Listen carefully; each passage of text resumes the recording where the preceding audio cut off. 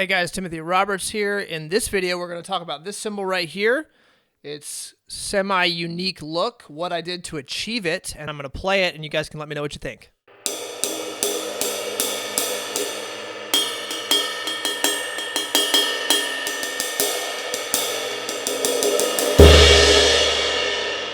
So this has been kind of an experiment for me, utilizing a couple different techniques that I haven't combined before.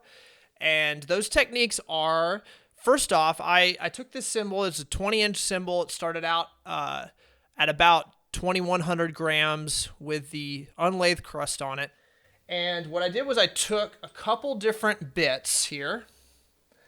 We've got this one here that has kind of a right angle bit, but it's got a very flat and wide top surface to it. Let's see if I can get it to... You can kind of vaguely get a sense for the shape of it. And then I've got a square bit where I've just kind of rounded off the sides here, but it's got a lot of surface area here. So the way that I laid this cymbal was I used the widest part of the bit to skim off the surface of the bronze. And then I also left this bit a little bit on the dull side so that it would also burnish as it cut. So it wasn't cutting away tons of material, so I could actually add a little bit more pressure to it, and that additional pressure is also burnishing the metal, which means it's just kind of compressing the very top portion of the bronze to make it a little bit harder. The reason I do this, the reason I did this on this cymbal, was I knew that I was going to have a relatively thin cymbal at the end of the day. And I wanted this thin cymbal to have enough stick clarity. And so oftentimes you can think with a piece of bronze, say you have the bronze, you zoom in and the bronze is about this thick. And you're hammering the top surface, you're hammering the bottom surface, but you have this center, this core of bronze that is relatively unaffected as you're hammering the top and the bottom. Obviously it is affected, but it's just, for the sake of this, for the sake of explaining what I'm talking about, just, you can imagine there's like a core of bronze that's a little bit softer. So if you hammer a cymbal and then you just shave a ton of weight off the top and off the bottom, you're lathing through that compressed section where the hammering was at, and you're getting down into a softer core of bronze. Now, that softer core is going to have a much more mushy, gushy, soft feel, which you might actually want, but you have to combine that with the right shape, the right amount of weight on the cymbal. Otherwise, you're going to have a really mushy sound that's really mid-rangey and it's got a lot of tones, and you don't really have a lot of clarity to it. So those sounds are great for crash cymbals, but for the most part, I make cymbals that are rides and crashes at the same time. So I'm really looking for clear stick definition. So with this cymbal, I took these very wide bits and I skimmed off the surface, top and bottom. But on the bottom, I did a little bit more skimming to basically get the weight down where I wanted it. So it started out at 2,100 grams. The current weight is actually a lot closer to 1,800 grams. So we've got a very thin cymbal on our hands. And because of that, I really wanted to maintain more density on the top layer of the bronze. So I come in, I skim it. All of these little brown spots that you see are actually the unlathed crust poking through, and those are the deeper hammer marks that my skim lathing couldn't get down into and shave away. So all of those brown bits are oxide crust that's going to help maintain a drier stick at this thin weight. Now you probably can also see, especially right here, that there are lathe grooves. You can see these lathe grooves here. Let's go up close again. You can see these. Now this is called pin lathing.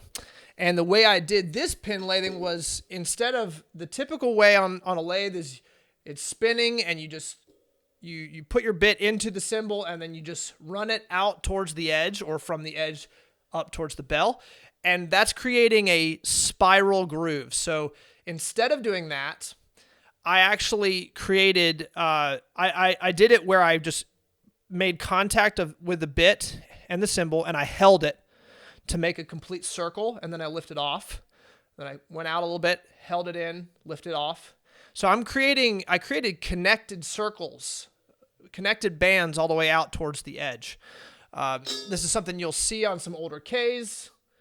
I've had a couple old Ks in my shop that have had this kind of lathing.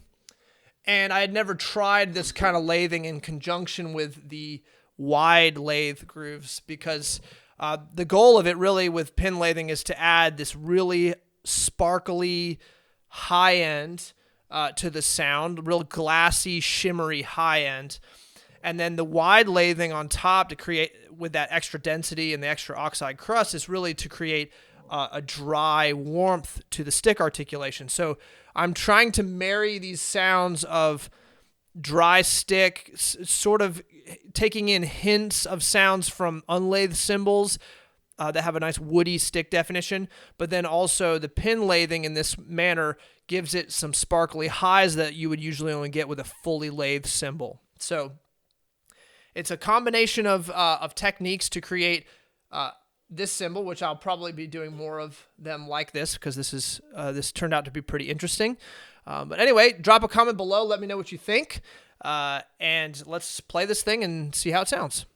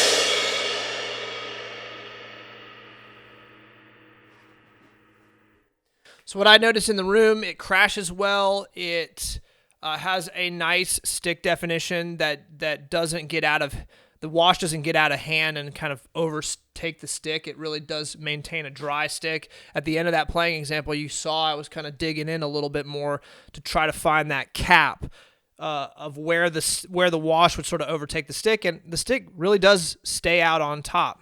So that's kind of the that's the result of having kind of a cymbal where the top of it is a little bit more dense.